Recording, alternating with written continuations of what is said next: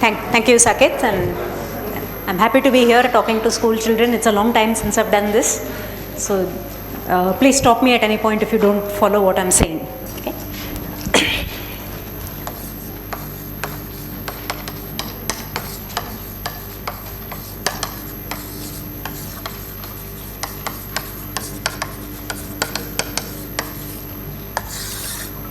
Is this size for the lettering visible at the back?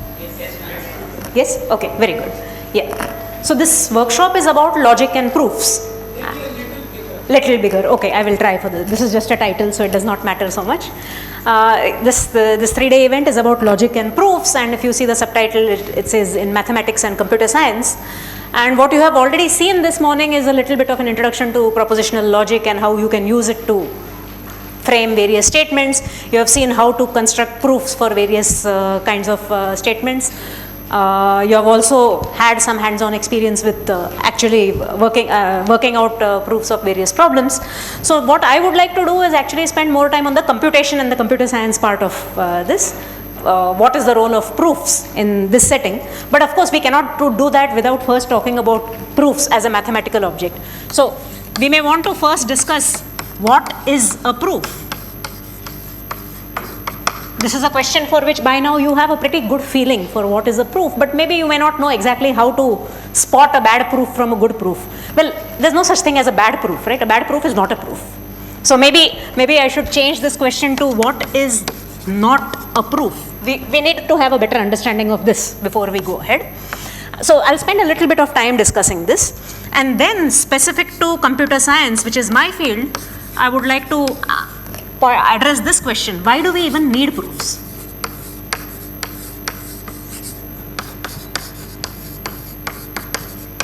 It seems that this whole setup of theorem, proof, lemma, proof, this is mathematics. Where does it come into computer science? I mean, why are computer science people talking about proofs at all? I would like to spend a little bit of time discussing this, and then finally I would like to spend some more time which on this question, which is relevant to both computer science and mathematics, which is how can we check proofs?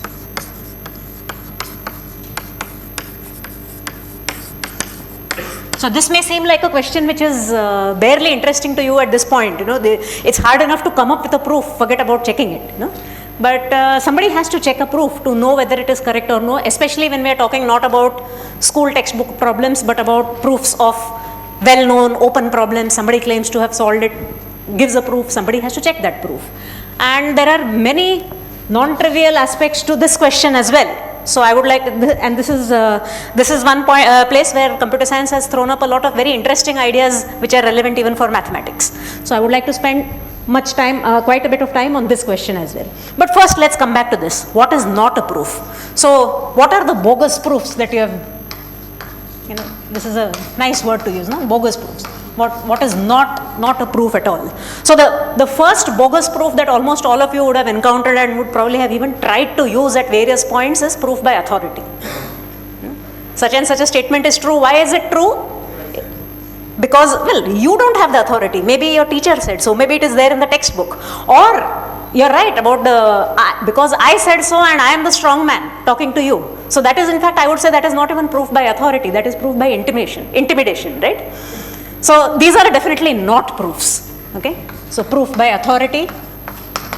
Let's immediately say, let's all agree that this is something we will not accept. So when I say proof by authority, for instance, it could be that it appears in the textbook. Or it could be that the teacher said so in class. The circumference of a circle is 2 pi r. Who said so? Well, it's there in the book. Teacher also said so. You don't necessarily have to accept this, but it's true that if you start questioning every little thing that is written there or everything that your teacher says, you are going to be vastly unpopular.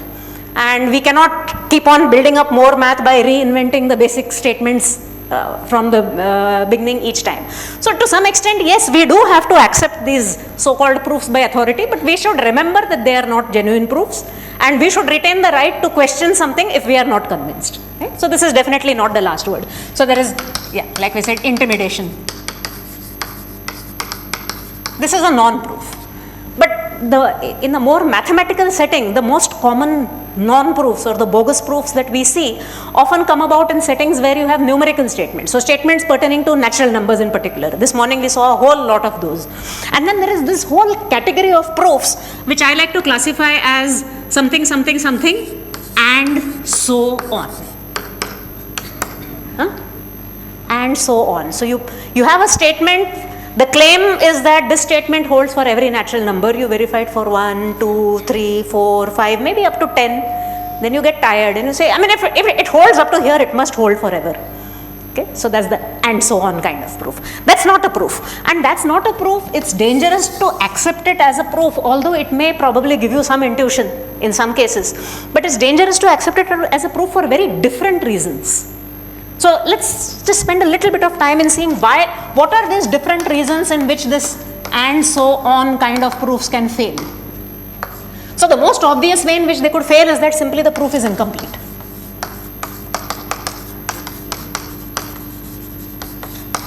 Okay. And an example of this would be one of these examples that we saw this morning, that the sum of the first n numbers is n into n plus 1 by 2. Okay.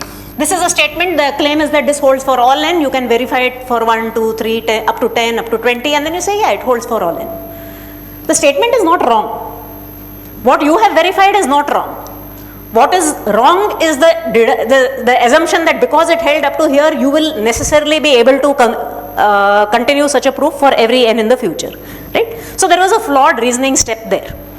Okay. So in that sense, this proof, maybe I shouldn't say that the proof of just listing out the first few values is wrong, but I would say that it's an incomplete proof. And incomplete proofs is not a good idea, right? So that's why this proof would not pass muster. But here's another example. So like I said here, this was the example I gave. So this is a statement about the number n. And the claim is that this statement holds for every n. Now here's another statement about the number n. And it says something like this, maybe n square plus n plus, let's say 113 is prime. And I'm claiming that this is true for all n. So you plug in some values, 1, 2, 3, up to wherever your patience gives out. For the first 10, 15, 20, it's probably going to be true. But this is now in sharp contrast to the previous example. It's a very dangerous inference to make here because the statement is actually false. And I'm sure that many of you see exactly why it is false. No? Yes. For n equals? 1. For n equals 1. What if I change my statement to for n greater than or equal to 2? This is true. So 1 is a kind of extreme case. So of course you can, no matter what starting point I give you, if there is a constant here, you can plug in, for instance, at 112, if you take this value at 112, you are going to get 113 square. If you take this value at 113, you are going to get a multiple of 113. I could tweak the so this is something that very often happens when somebody is trying to prove something and you find a flaw in their proof. They say, oh, I didn't mean this, I meant that, and you go and change the statement, which is exactly what I did now. Let's ignore n equals 1. Let's go beyond that. And no matter how I modify this, I may change this number here, I may say start from n equals 2, 3, whatever. But if the expression looks essentially like this, there will be some point where it fails. Okay. So this is an example where just verifying the truth of this at a few chosen locations is simply not enough. It leads to something incomplete. There is yet another case where using this kind of thinking is misleading. Here it's because the proof was incomplete, here because it was a wrong statement. But now let's look at a statement like this. I have this function f which maps numbers to numbers, okay, and this function looks like this. F of n is equal to n by 2, but I want to map it to numbers, so I can do n by 2 only when n is an even number. So fn is defined to be n by 2 if n is even, and it is defined to be 3n plus 1 if n is odd. Okay. This is a function. I mean, I can define any function. I have defined a function like this. Now, the statement I want to make about this is the following. So, I have Sn, Tn, let's give it another name, Vn. Vn is the statement, or maybe I don't even need to. For every n, maybe my letters are now becoming small, but I'm also reading out as I say, I hope you can see. For every n, there is some m, there is an m such that if I take f of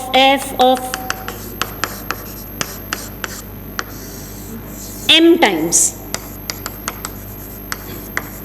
then I get 1. You keep applying f to any number.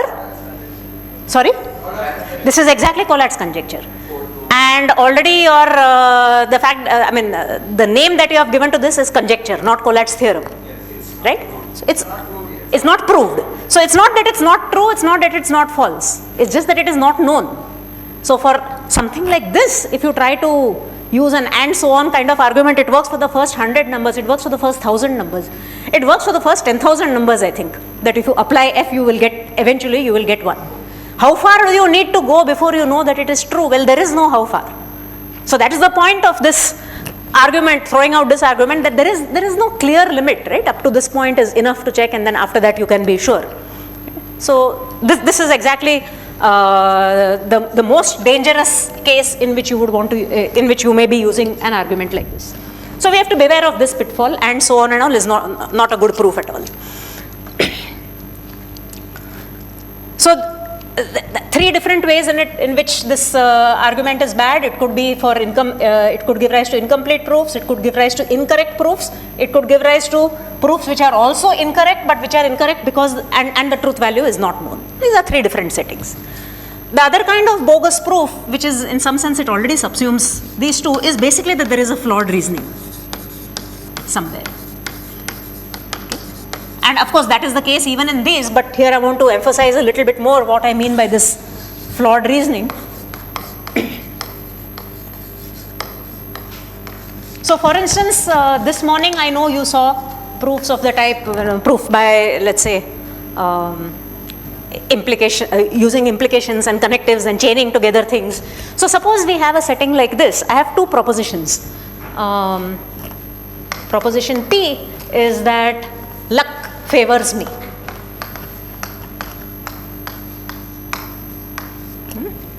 I'm lucky somehow in whatever setting we're looking at. And proposition Q is that I get good marks.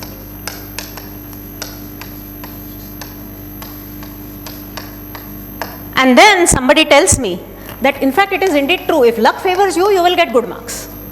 P implies Q. Then the exam happens. I go and write whatever, and I do get good marks. And now from this, if somebody turns around and says, you got good marks, oh, you were lucky. Won't you feel terrible? You earned your marks. You worked hard to earn your marks in that exam, and then somebody turns around and says, you got them because you were lucky. Is that person right in saying so? Clearly that person is not right. You knew it was not just luck, but I mean here there is a logical statement which has been written. P implies Q and Q, so P must have held. What went wrong here? In this we have assumed that if Q holds, then P also holds. We have actually used the fact that, not the fact, we have used the assumption that Q implies P. So this is a very, very common mistake which appears in many proofs, that you use the converse. And using the converse is not a valid proof step. So this would be a flawed reasoning in any proof anywhere. If you see some lines which are using this kind of, using the converse of something which is known, then that proof is wrong and you are justified in throwing it out. Okay. So using the converse instead of what is it that you could use here? You could use the implication itself.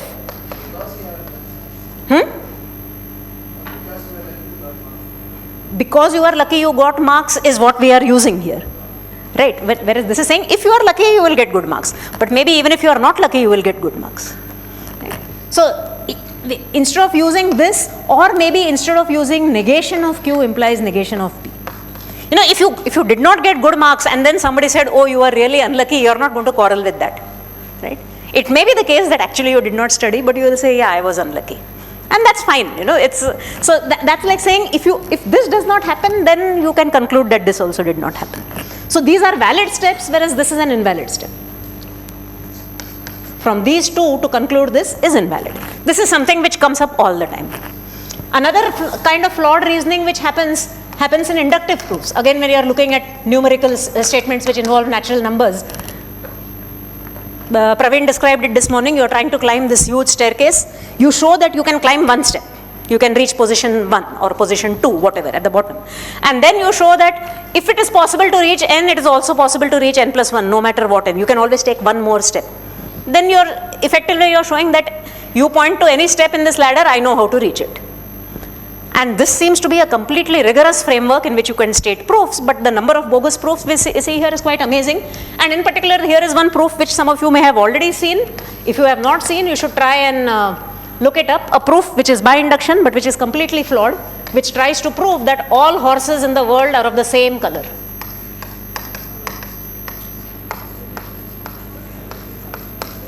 Have you seen bogus proofs of this? Some of you have, some of you have not. Anyway, I'm not going to do it here, but this is just to give you a warning that even when something is cloaked in the completely formal, rigorous language of induction, there are slips that can be made and are often made. And they can be used to prove statements like this, which are patently absurd. We all know that this is not true, and just by stating it in mathematical language is not going to make a non-true statement true. Okay. So there are many more examples of bogus proofs. You can find a whole compendia on the net of bogus proofs and challenges. Spot the bogusness in these proofs, and that would be a wonderful exercise if you are not very sure that you have got the reasoning right. Then you can try and work through such examples to spot the flaws. There's another bogus proof I have seen which proves that 1 is equal to minus 1 by taking square roots and squares all over the place. So there are many ways in which you can make mistakes. Is there only one way to not make a mistake and construct a right proof? Absolutely no. While there are many ways of making mistakes, there could also be many ways of coming up with correct proofs. And we want to look at correct proofs. And in particular, now we want to understand this. Why do we even need these correct proofs at all in computer science? So we want to disregard all these incorrect proofs. Correct proofs also, there is a large set. Why do we need them? What are the settings in which very naturally a need for such proofs would arise? Let's try and take a look at this. Let me try and make a small list of what I think are the most pressing reasons why we want this rigor of proofs. Okay, so why we need proofs. So I'll write down some reasons, and for each reason we'll try to give some justification there, some setting where this actually happens. So one place where we may need proofs is to know whether a method works correctly or no.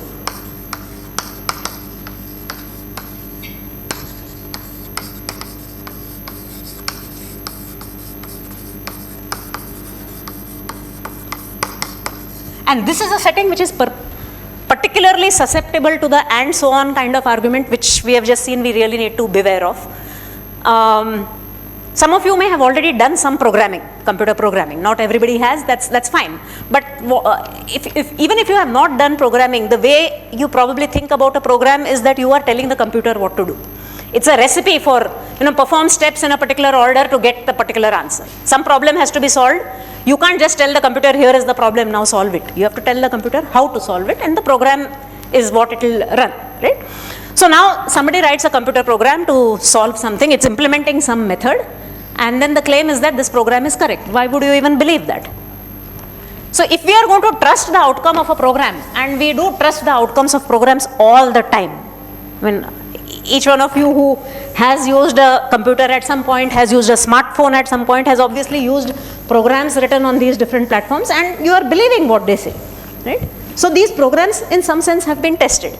But let's come to something even more simple. One specific program, let's say that we have a big list of numbers. So what example shall I take? So I have 4, 1, 7, 3, 8, 9, 2, 6. I just want to sort this. Okay, put this in sorted order. You can look at this and immediately say the sorted order is 1, 2, 3, 4, 6, 7, 8, 9. That's fine. But in practice, it's not going to be just 8 numbers. It's going to be a huge file. Maybe you have some database somewhere with millions of numbers. They have to be sorted. You are not going to look at it and sort it.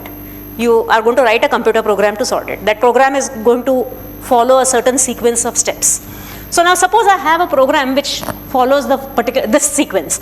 It starts from left to right, looks at adjacent numbers. Okay, these are out of order, let me swap them. But now it has reached here.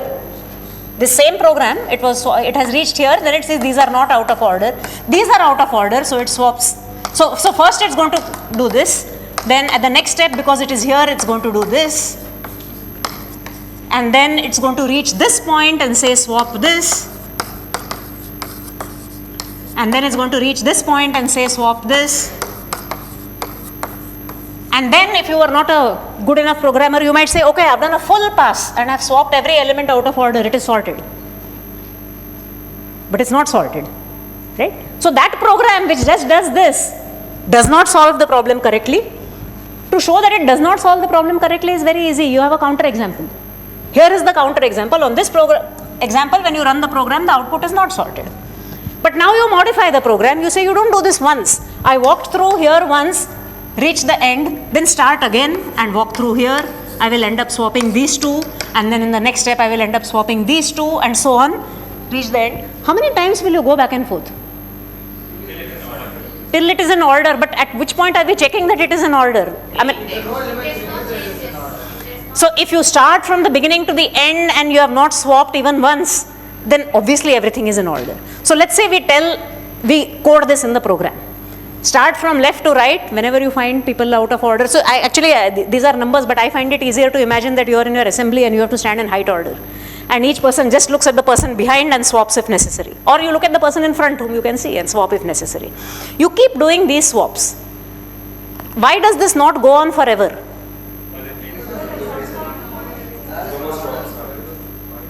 Because every time a swap happens, something about this out of sortedness is decreasing. No? Something is decreasing, and you may want to quantify that. So now just imagine the complexity of constructing a formal proof of the fact that this program sorts correctly. It can be done. There are formal proofs. When you look at textbooks, you will find these proofs. But this is not something that we normally do. It seems like intuitively obvious that this program is correct. And fortunately, this is a case where our intuition is right. This program is indeed correct. But you could be working with larger databases, with more complicated operations, and then you may need to construct such a formal proof. So here in this case, you can construct a formal proof that this sorting mechanism actually does the job it is supposed to do. This way of performing passes from left to right, you only swap adjacent elements, right? You never go back and forth across people who are far apart. Still, at the end, what comes out is sorted. And that can be proved, that is correct, can be proved formally. So that would be one place where we would be interested in a proof like this. But now here's another way in which I could have done this. Maybe I had the same sequence, and again I find it convenient to think of these as heights, and at first glance somebody can see who is the tallest person. Tallest person is here, move it to the last, so just swap these two.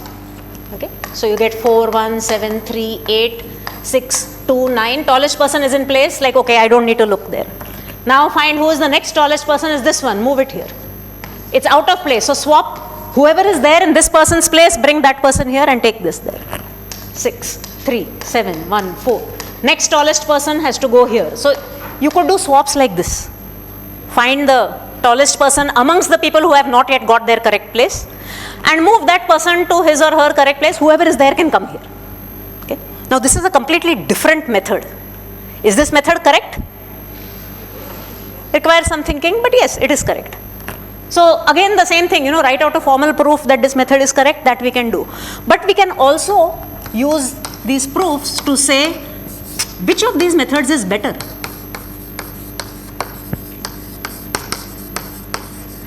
You can look at these two ways of sorting and say, okay, sometimes this seems to end up with a sorted list very fast. Sometimes that does it very fast. Should I always run that program? Should I always run this program? Which should I run? What are your tools for deciding which is the correct program to use? Which is doing faster. So you want to run the faster program. That's the given thing. So now I tell you this program is faster. Do you believe me? Why not? Sorry, I didn't hear that. No proof. So I believe you, so this is a proof by authority or whatever, So you can say that the first method is slower, the second method is faster, but I may or may not choose to believe you. If you can give me a proof that the second method is faster, and if I can check that proof, then I will be happy. So I would not want to take a statement like this at face value, simply because very often the programs that we are dealing with are not as simple as this. You have seen that programs are 10,000 lines of code. and you cannot run them on all possible kinds of test data. So, I mean, you have to make a choice. You ideally would like the more efficient program. You would like a formal statement and a proof that yes, this program is better than that. So given an array of size n, if somehow you can prove that this program, it takes roughly n raised to 3 comparisons, and this program is doing only n square comparisons, then it seems to me clear that this program is better. It's not like spending so much time comparing elements and then realizing that they don't need to be swapped. But how do I know that this is doing n cubed and this is doing n square? That is the statement which needs proof. So to illustrate that some program is better than some other program, I would want you to prove that the number of steps taken by this program is actually as much as you are claiming. And then I can use that to compare these programs. So that would be one place where I would want a formal proof, right? To compare different methods. Sorry, was there a question? No. Okay. Here's another setting where I would want to look at a proof, and this would be if I want to avoid wasted effort.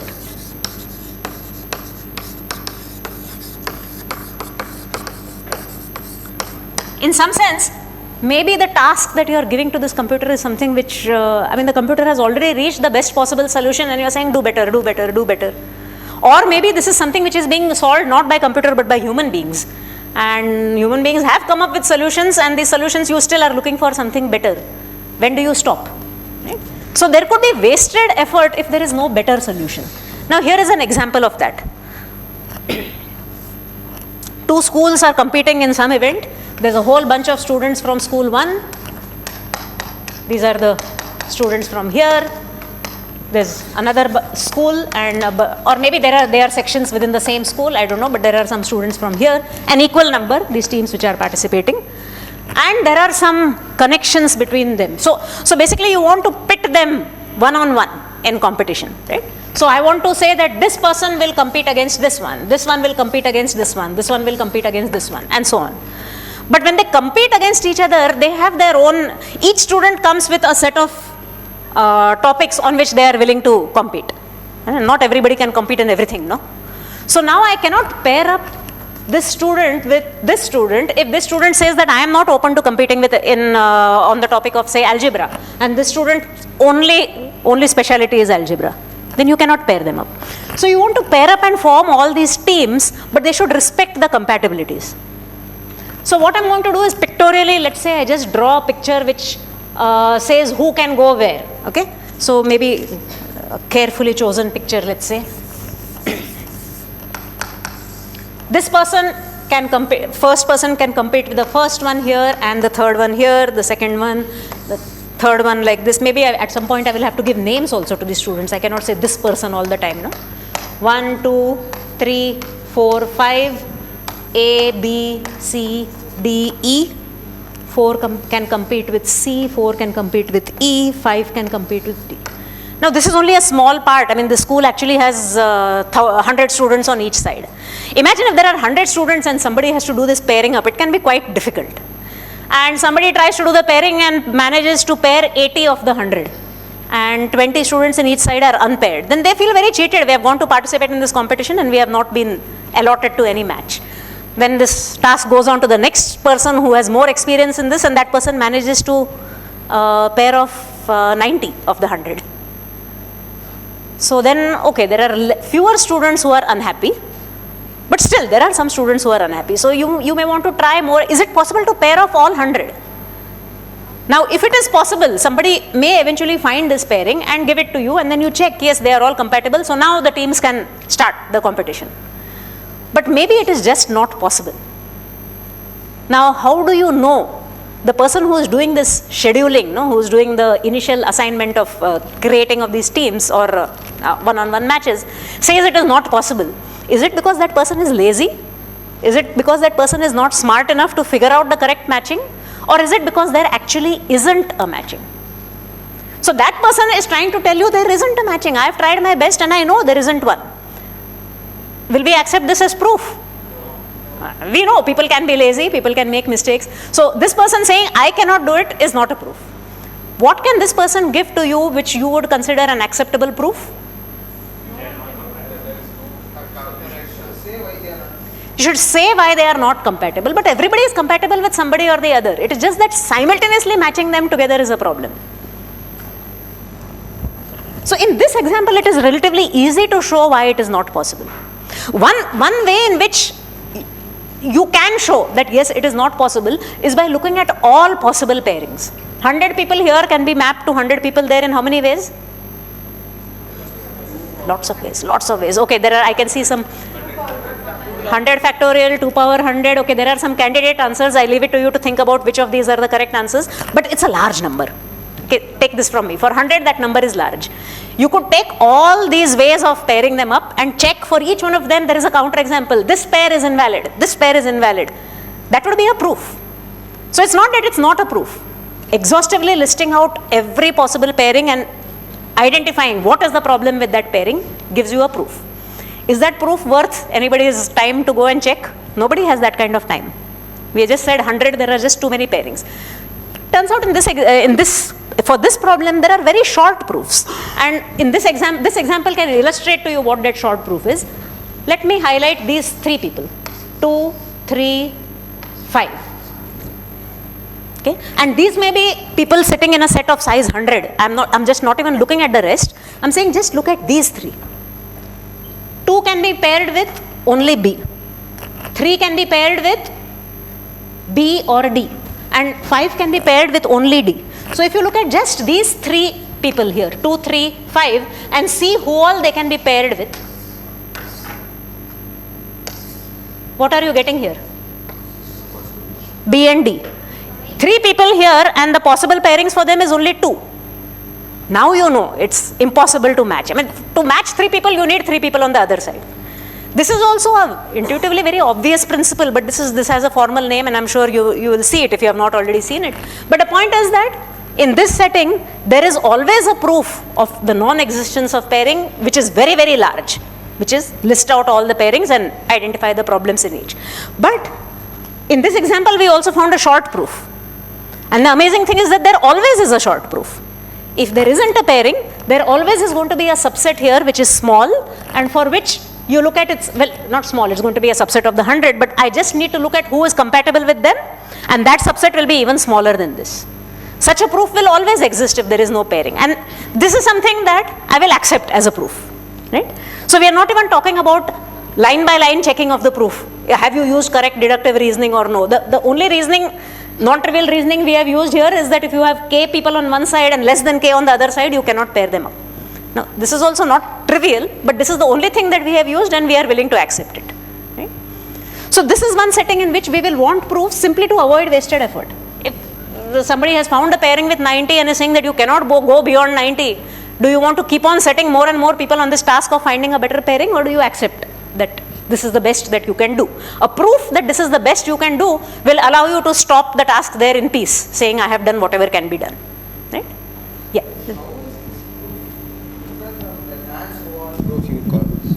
How is which proof different? Right, what now, right? I don't know what it is. Like for first 2, 3, it's 5, it's matching. Then for S also it will be the same. How can you say? So this is actually a counter-example proof. This is saying that if there were any matching here, if there were any pairing, that pairing would have to pair 2 to somebody. It would have to pair 3 to somebody. It would have to pair 5 to somebody. I don't even care about how you pair everybody else. Just these 3 itself, I am telling you, it is impossible to pair. So this is not an and so on kind of proof at all. It's not that I told you that I can pair off the first 2, first 3, first 4, first 5, and therefore I can pair everybody. In fact, I am telling you that you cannot pair the first 5. It's completely the opposite, right? So it's really, we are giving you explicitly the counter example or the obstruction which is preventing this pairing from happening. And this is a valid proof. Yeah. This we can prove that it won't work, as in we can't pair all 100. We're able to prove that we can't pair all 100, but we won't know how many of the pairs are possible. Right. So that will require a different kind of a modification of this proof, but you can give proofs for that also. You can give proofs of this type for what is the maximum number of pairs possible. You can do that. So here I just showed it for not for all possible. You, in particular, if you want to say that at least 2 people should be left unmatched, maybe I could have given something like this. 4 people here and 2 people here, a deficit of 2. Right? But that may not always, you may not be able to find it easily. There are proofs of this kind also, which will allow you to certify the maximum value. Okay? So these are the computer science kind of reasons why we may want to look at proofs. Okay? To first show that some program or whatever you have written is correct at all in the first place, to judge between two programs how you would want to use them, and to know when to stop looking for better and better programs. Maybe you have reached the best possible. Well, here it was not better and better programs, but better and better solutions. It's a very, very similar kind of setting. So that's about why we need proofs. So once we accept this, that yes, there are settings where we would want proofs, we are not willing to accept statements just because so and so said this. Then there is of course the question of how can we check that proof. And that is in fact what this last example here illustrates, right? So it's not possible to pair everybody. I don't believe you. You have to prove it. And then there is this proof given. This proof we accepted is a valid proof. How would we actually check it? So if a person says that pairing these 100 against these 100 is not possible because here is a subset of those 100 which blocks the pairing, you still have to do the checking. And what checking would you do? You could possibly pull out this subset out to one side, and then on the other side call out anybody who is compatible with these. They will form another group and count the sizes of the two groups. So you need to do some work to check that proof, that indeed everybody has been counted correctly. Now in this example it was very easy, but it is not always easy. Just checking a proof could be very hard. Okay? So this gives rise to some very interesting concepts in computer science.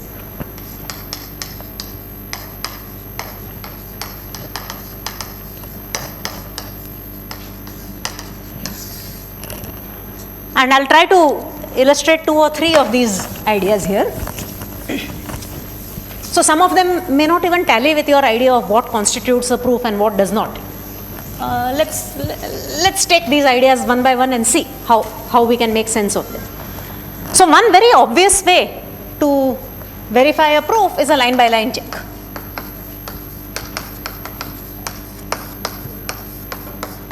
So let's say that the proof is actually written down. I mean, imagine that this is a problem in some exam or an assignment. There is a question, prove this, and then you write down a proof. It's written by line by line. Is this proof valid? It can be checked by checking that every line follows from either what is already given in the problem statement or from some of the previous lines using some kind of logical inference, right? So the inference step should be a valid inference step.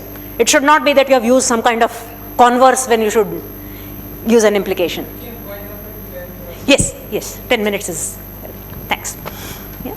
So if the proof is explicitly written line by line, we can check that every line is valid, and at the end you have reached the conclusion that you wanted to prove in the first place. Okay, we accept this proof. This is the simplest way, and this is the one which we are most familiar with. But there are other ways which sound actually a bit strange when we first try to make sense of them. So here is one kind of proof which is not, I'm not talking about a mathematical statement and a mathematical proof. I'm talking about more in a real world interaction. Let's say we put something like this, that there's some fight at home. There's a red towel and the blue towel, and there are these siblings. I wanted the red towel. Mom is saying, why are you fighting about this? Just take whichever one. But the red towel is rougher. I want the blue towel. It is nice and soft. Mom doesn't believe this. Both the towels were bought at the same time. They have seen the same amount of usage. They are the same. And this guy says, no, I know the red towel is rougher. Can this person actually prove to somebody else that yes, the red towel is rougher? Well, the statement itself is so subjective, no? How are you going to prove something like this? I believe the red towel is rougher, you don't believe it. Huh? So what can one do with this kind of thing? Is there any way that this person can actually convince, this kid can convince his mom, indeed the towel is rougher? Not necessarily, okay. Compared to the blue towel, the red towel is rougher is the claim. No, the point is, mom is trying to say that you are saying this just because you want to pick a fight. Actually, they are the same. Actually, they are the same amount of roughness. And you want to say that right now at this stage, there is a difference. We can roll something on both the towels, which may take longer time to roll and have more friction if it is rolled Excellent. That's one way in which, so if your mom buys this theory that, indeed with more roughness there will be more friction and therefore doing this will be harder, then this would be an excellent test. So you could try doing a physical experiment like this, right? And then you measure the time taken and presumably the rougher towel will require more time. Well, here's another very similar setting. There's Coke and there's Pepsi. And Pepsi is almost getting over, so your mom tries to give you Coke and you say, I want Pepsi. This is what are you hassling about? You can't even tell the difference. They're the same thing, they're just made by two different companies. And you say, what nonsense, I know the difference, they taste completely different, I can tell the difference. Now how are you going to convince your mom that yes, there is a difference in taste? Huh? You make her taste it, she says there is no difference. So she can't tell the difference, right? We find some way to quantify the taste that it may have buffets, it may have some different components. You could do that. That's not going to solve your problem right now. Yes. So it's again coming back to this thing. What is the physical setting? Is there a physical setting in which you can show that if they are different, then they will behave differently? But you want the proof to come because the point that you are making is something subjective. At least in the case of roughness, friction, that was not subjective. This is probably subjective because taste, I mean, it's such a spectrum. I don't even know whether we can quantify it properly enough. Maybe the third person. Huh. And the third person, maybe third person's taste buds are short. If you're calling in a referee, you have to be sure that the referee is unbiased, the umpire is unbiased, right? You want to convince this person in front of you that you can tell the difference. Well, here is one way in which maybe you can convince that person. Maybe that person won't get convinced also, but you could at least try. So you don't believe I can tell the difference? You pour out a little bit in a glass from any one of these two bottles. Don't even tell me which one you are pouring it out from. I'll taste it, I'll tell you which one it is.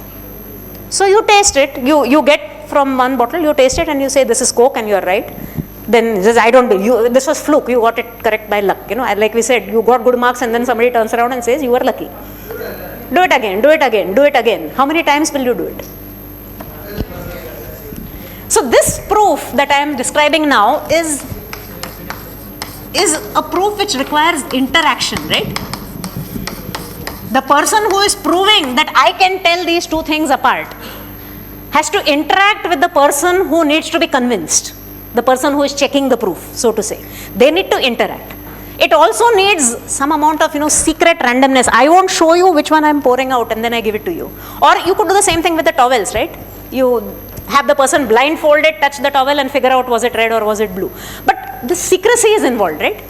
So secrecy is involved, some things have to be done in a hidden way, in a private way. Some randomness is involved. You should not know whether I've pulled out the red one or the blue one, so I may toss a coin and then decide which one to pull out. So there is this whole setup of what are called interactive proofs. And so for instance, red versus which is the rougher towel, you want to distinguish, or the better drink, sweeter drink. Let's say you say that Coke is sweeter than Pepsi or something like that.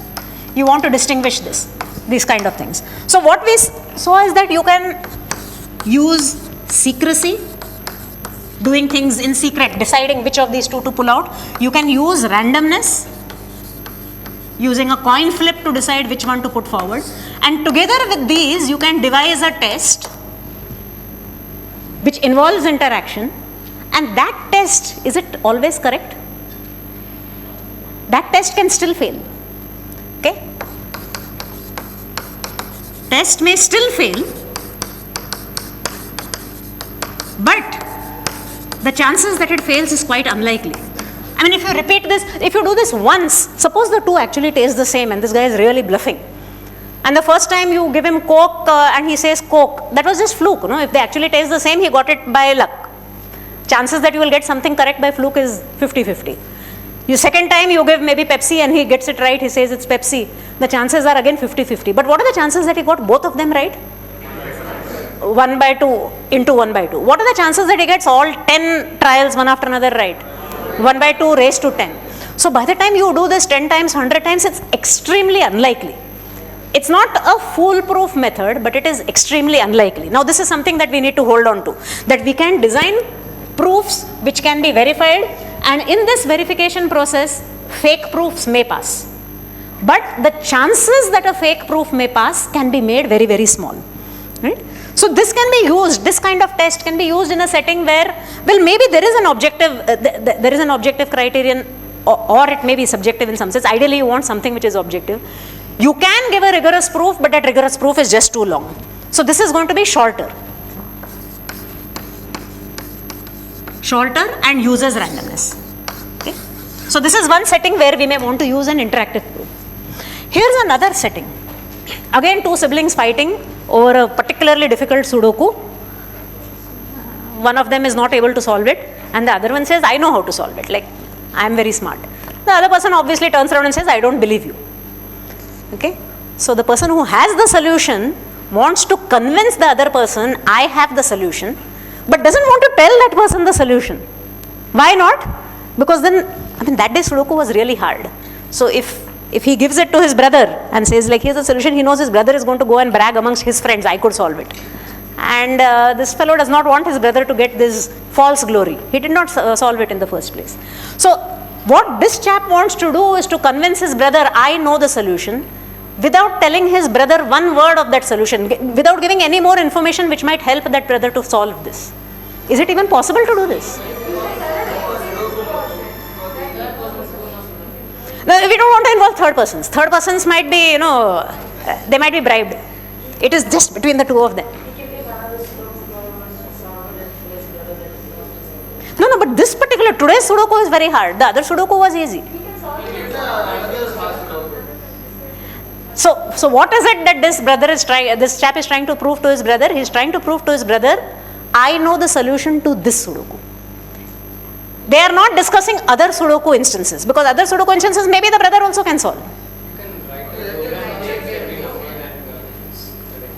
Right, so then it has to be, so then the program is like the umpire or the referee, the third person, but they don't want to involve anybody else. And they can do only a few steps so that the other one would not know the full solution, but he can at least prove that he knows this much. Right, so you could do that by revealing a little bit of the solution, and ideally we don't even want to do that. We want to do what is called a zero knowledge proof.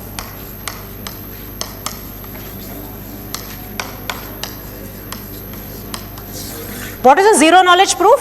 A zero knowledge proof is a proof which convinces the verifier that the theorem, the statement, the claim, whatever is correct, without giving the verifier any clue about how it is proved that it is correct. So here the claim is, I know the solution to this Sudoku. I want to convince you that I know the solution. I don't want to give you the least possible clue which will allow you possibly to make progress towards solving that. So you should not get even one number out of one number which was not already in the grid. Now this is becoming harder and harder. I'm putting more and more conditions into this, no? The proof should do this, the proof should do that, it should not reveal this, okay? Here is one way in which, okay, let me write this here also. Here is one way in which I could solve this Sudoku question. I want to convince somebody that I know the solution. So we will put the Sudoku grid, let's say we write it on pieces of paper, okay? So we have this whole 9 by 9 grid. The numbers which are already filled, they have their numbers written on them. The person who has the solution fills in the correct numbers but put those paper face down.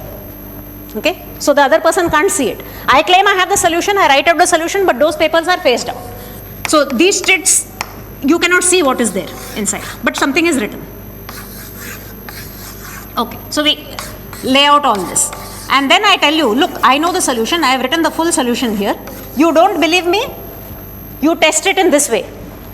One of the Sudoku conditions is that every line should have all the numbers 1 to 9, right? Every column should have all the numbers 1 to 9. Every square should have all the numbers 1 to 9. You pick any one line. You tell me any, it's up to you. Okay, so you say you don't believe I have a solution. This line was particularly hard for you to fill. You tell me that this is the line. What I will do is, with you watching, I will pick up these 9 slips of paper, pull them out, shuffle them up and give them to you. You check, do they have all the 9 numbers in them? They do. If it's a solution, they will.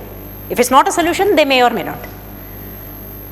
Okay, maybe you picked the line which had all the numbers. So then we say, okay, we repeat it. You pick another line. Whichever, you can do it for all, but each time I'm going to put back the solution, right? I do that and you can pick up every line, every square. At the end of this, I would have verified all this and I still have no clue how you solved it. Because this is something that even I knew before we started this. I knew that in a solution, every line has numbers 1 to 9. And when I checked your proof, what information did I get? This line has the numbers 1 to 9. This line has the numbers 1 to 9. These are properties that I anyway knew that a solution has. So this is what I am calling zero knowledge. Okay. Again, it uses randomness, right? The checking process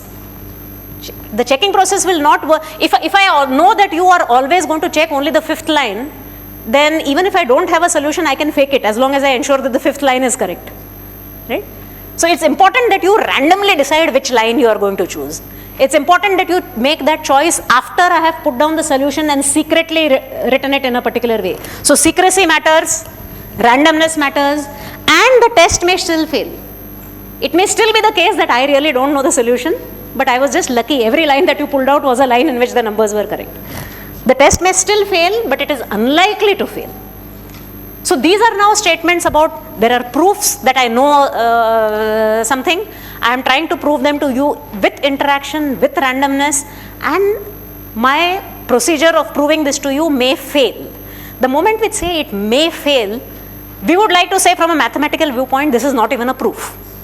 But there is a mathematically rigorous statement underlying this, and that statement is that if we use randomness properly, the chances that this test fails is at most 1 over 2 to the 10. It is at most 1 over 2 to the 100. This is a mathematically rigorous statement, and for this I can give you a formal proof which never fails. So this is the difference. There is a proof of a statement that this procedure follows something, and there is the proof which is being actually exchanged in interaction and which is being verified with possibly some error. These are two very different concepts. They have different roles to play in what we are doing in computer science related proofs. Okay. So I think now I'm out of time. There was one, let me just take 2 minutes more and tell you about one more kind of proof which is extremely interesting. And I'm not going to give you an example, a very explicit example here, but this is what is called a random spot check proof. You have a proof which is 10,000 lines. I don't have the time to read such a big proof. I'm going to just, again, use randomness. Randomly, I pull out a random number 689. Okay, look at line number 689. It claims that, I can claim this because on line 500 I proved this and because on line 300 I proved this. So you look up those two lines. You don't try to check why they are correct. You just check whether from those two lines, inferring this line, is it correct? So you randomly pick one point in the proof and you check whether it indeed correctly follows from the lines where it claims that it was supposed to follow. So it's like saying, I have a huge proof, I'm not going to check every part of it, I'm going to just perform a check in some randomly chosen spots. Now, a completely bogus proof with 10,000 lines may have just one wrong line, right? There may be just one inference which is wrong, and the chances that you will catch it are very small. So this, if I do a random spot check blindly, then I can no longer say that it is unlikely that this checking will fail. The nice thing is that these are things that computer scientists proved around 30 years ago now. For every proof of a certain kind of mathematical statement, there is a way of encoding that proof, of writing it in a different way. The same proof, you write it using some logic, some algebra, and it looks a bit different, but it is actually saying the same thing. It's a kind of translation.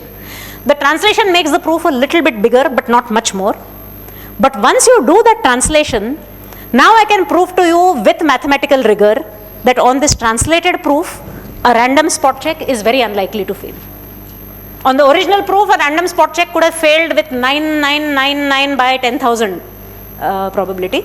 On the new proof, a random spot check will fail with probability at most 1/3. And this is something that I can prove rigorously with absolute certainty. So this is an amazing way of writing proofs. And these are not proofs that you and I will ever look at and correct and try to make sense of. So the proofs that we will come up with are the intuitive proofs that we understand, and then the translation will be done in some kind of an automatic way. Okay. So this is something that it was a very exciting line of research which happened 30 years ago. zero knowledge proofs and interactive proofs also came a little bit before that, and put together they have spurred a whole lot of research which is relevant to cryptography. All of you are using cryptography. The moment you type a password in any system, you are using the fact that some things are secret and are therefore secure, right? And a lot of cryptography assumptions are being used in these kind of settings as well. So the notion of what is a proof is something that has many, many subtleties and many nuances you have to be aware of. The notion of what does it mean to check a proof, what does it mean to verify a proof, is itself something which has a lot of nuances, subtleties, and can give rise to very, very interesting challenges. Okay, so with that I will stop now. I'm happy to take questions or to discuss here or outside.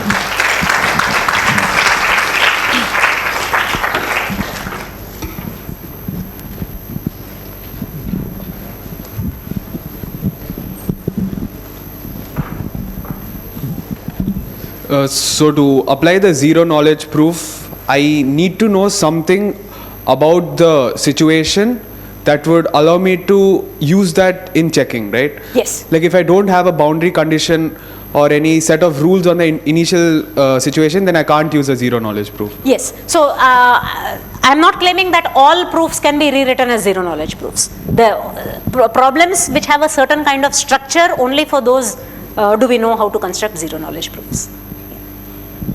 Another setting where a zero knowledge proof would be interesting would be you want to convince somebody that you have the password, but you don't want to tell them the password, right? So there again you can set up something using mathematics, using cryptography to convince them. So there are settings where you can do this, but not always.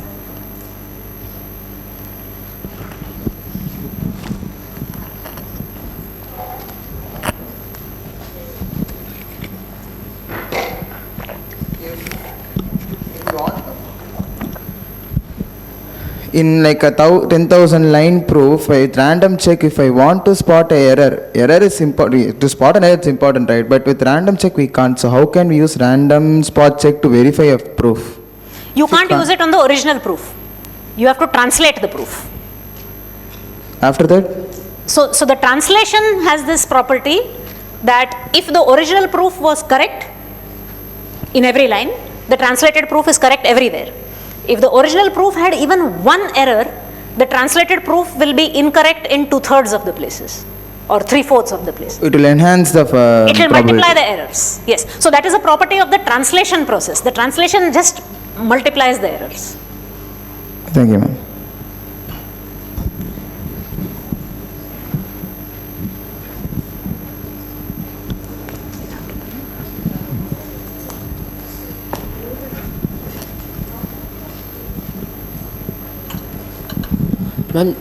Ma'am, so for in each of these proofs which verify, do they check the efficiency of the proofs also or only the correctness, ma'am? Both. So I have kind of not put down formal details for each of these, but typically we would also want that. So here you have interaction. How much interaction? How many times do you need to go back and forth? How many lines do you need to write? These things also matter. And so in the output like things, we will also get to know about the information of the efficiency, at the same time the correctness. Not in the output. This is so this is the meta level. The analysis of the proof, we are saying that there is a proof of this form and this proof is efficient. Okay, ma'am.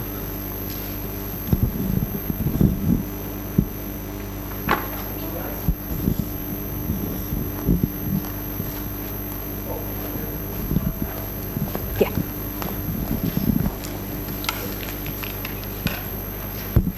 Ma'am, so you said that P implies Q when P is I have luck and Q is I get good marks. So, but you said that just because Q is false, it doesn't mean that P is false, but that means that P No. won't imply Q. No, what I said was that just because Q is true does not mean that P is true. Right?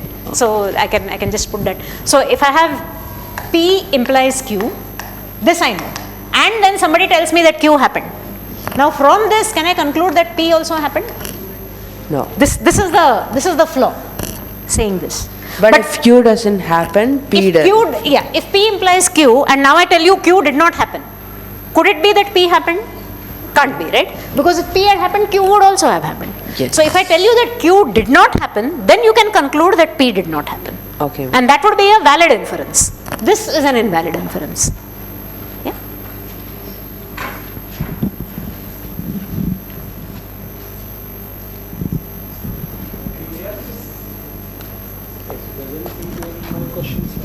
Thank Professor Meena again for her wonderful talk.